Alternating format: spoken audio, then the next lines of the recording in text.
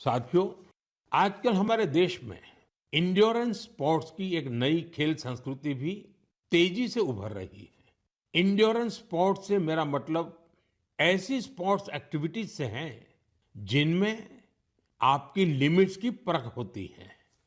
कुछ साल पहले तक मैराथन और बाइकेथॉन जैसे खास इवेंट कुछ विशेष लोगों तक ही सीमित थे, लेकिन अब बहुत कुछ बदल चुका है। मुझे बताया गया है कि देश भर में हर महीने 1500 से ज्यादा इंड्योरेंस स्पोर्ट्स का आयोजन होता है। इन इवेंट्स में हिस्सा लेने के लिए एथलीट्स दूर दूर तक जाते हैं। साथियों, इंड्योरेंस स्पोर्ट्स का ही एक उदाहरण है आयरमैन ट्रायथलॉन।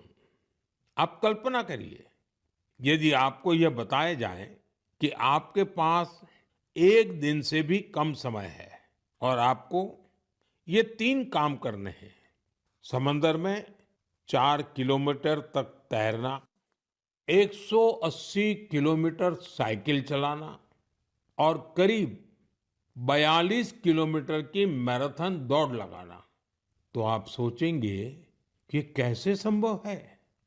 लेकिन फौलादी हौसले वाले लोग इस काम को भी सफलतापूर्वक कर ले जाते हैं। इसलिए इसे आयरनमैन ट्रायथलॉन कहा जाता है। गोवा में हाल ही में ऐसा ही एक आयोजन किया गया। आजकल इस तरह के आयोजनों में भी लोग बढ़ चढ़कर भागीदारी कर रहे हैं। ऐसी कई और प्रतियोगिताएं भी हैं जो हमारे युवा साथियों के बीच बहुत लोकप्रिय हो रही है। आजकल कई लोग fit India Sundays on cycle जैसे कार्यक्रमों में हिस्सा लेने के लिए साथ आ रहे हैं। ये सब ऐसी चीजें हैं जिनसे फिटनेस को बढ़ावा मिल रहा है। साथियों, आपसे हर महीने मिलना मेरे लिए हमेशा एक नया अनुभव होता है। आपकी गाथाएं, आपके प्रयास मुझे नए सिरे से प्रेरित करते हैं।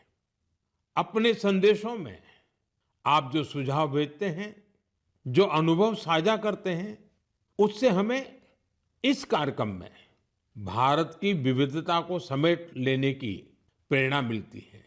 जब हम अगले महीने मिलेंगे, तब 2025 खत्म होने वाला होगा।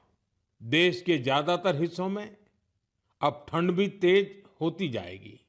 सर्दियों के मौसम में आप अपना और अपने परिवार का विशेष ध्यान रखें। अगले महीने हम कुछ नए विषयों, नए व्यक्तित्वों की चर्चा जरूर करेंगे। बहुत बहुत धन्यवाद।